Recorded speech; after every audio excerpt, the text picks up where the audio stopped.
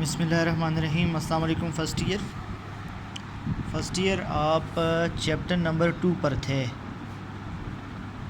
आप second chapter पर थे और आपका टॉपिक आपने बेसिक स्केलर्स और वेक्टर्स के बारे में बात की थी। आज आपका टॉपिक है कोऑर्डिनेट सिस्टम।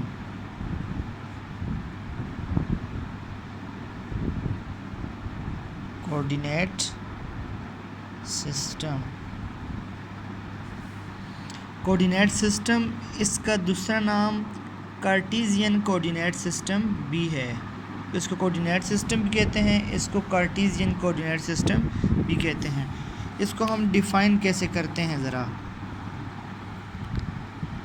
कोऑर्डिनेट सिस्टम को डिफ़ाइन करते हैं, these are 2 or 3 mutually perpendicular lines intersecting each other at a single point. ये 2 या 3 म्यूचुअली परपेंडिकुलर लाइंस होती हैं जो एक कॉमन पॉइंट पर इंटरसेक्ट करती हैं। मैं पहले 2 लाइंस ड्रॉ करता हूँ। ये 2 म्यूचुअली परपेंडिकुलर लाइंस हैं जो इंटरसेक्ट करती हैं एक कॉमन एक्स एक्सिस पर। ये ओरिजिन है, ओरिजिन पर करती हैं।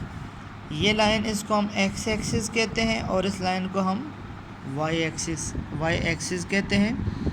ये 2 म्यूचुअली परपेंडिकुलर लाइंस हैं जो कि एक कॉमन पॉइंट ओरिजिन पर मिलते हैं। ये म्यूचुअली परपेंडिकुलर क्यों है? क्योंकि इनके दरमियान जो एंगल है वो 90 डिग्री बनता है। तो जब एंगल 90 डिग्री बनता है तो ये म्यूचुअली परपेंडिकुलर लाइंस होती हैं। तो एक्स एक्सिस और वाई एक्सिस ये 2 हैं। दूसरा उसने ये जुमला कहा है, these are 2 or 3 mutually perpendicular lines. ये 2 या 3 म्यूचुअली परपेंडिकुलर लाइंस होती हैं। तो 2 तो इस तरह होती हैं, 3 किस तरह होती हैं? 3 साथ में एक एक्सिस अलग से भी है। ये एक्स एक्सिस आ गया, ये वाई एक्सिस आ गया, ये साथ में जी एक्सिस भी है। तो ये 3 एक्सिस अलग अलग से हैं। एक्स एक्सिस है, वाई एक्सिस है और ये जेड एक्सिस है।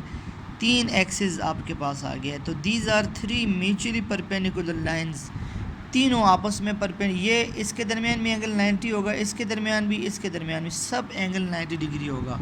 जिस तरह आप 3 पेन रख लें, ठीक है, 3 पेन रख लें तो ये आपस में बिल्कुल 90 परपेंडिकुलर होंगे।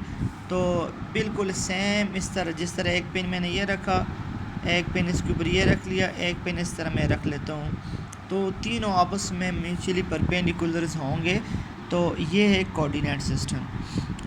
जब 2 लाइंस परपेंडिकुलर हों तो इसको हम 2 डायमेंशनल कहते हैं। ये अब सिस्टम 2 डायमेंशनल सिस्टम है। जब 3 है तो इसको हम 3 डायमेंशनल सिस्टम कहते हैं।